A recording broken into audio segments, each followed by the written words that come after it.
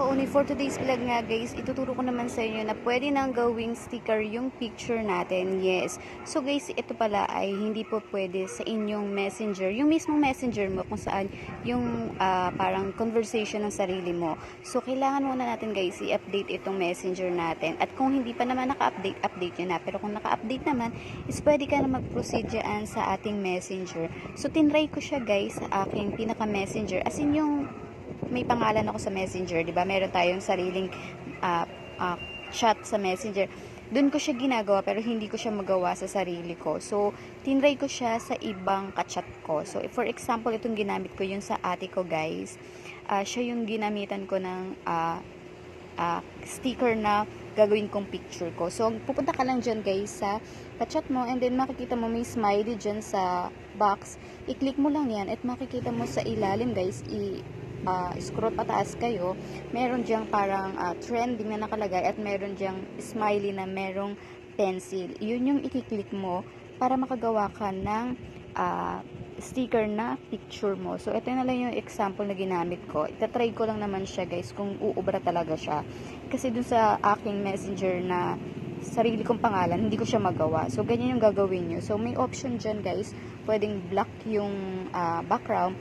Pwedeng merong white sa gilid. Ayan. Tapos, naglagay lang ako ng hi ate. For example lang naman to guys. So, ikaw na mag-design ng mga sticker na gagawin mo kung sakali.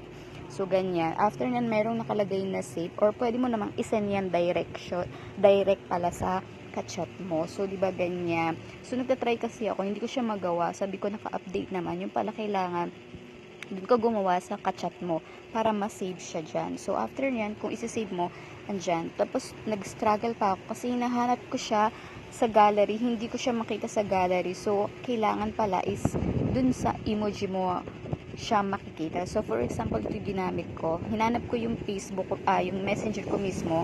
Tapos, hindi ko siya ma-send. Sabi ko, wala dito. Hindi ko ma-send yung ginawa kong sticker. Yung pala, guys, hindi pala siya nagsasave sa gallery.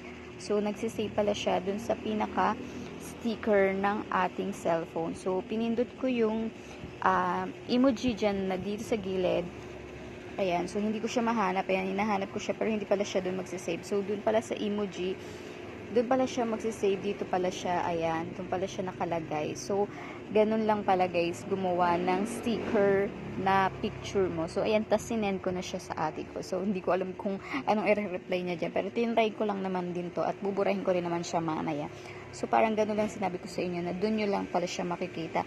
At dun pala kayo makakagawa sa messenger kung sino yung kachat nyo para ma-save doon. At every time na mag-chat ka, yun na lang yung gamitin mo. Kasi nakasave na rin naman siya sa sticker. So, ayan.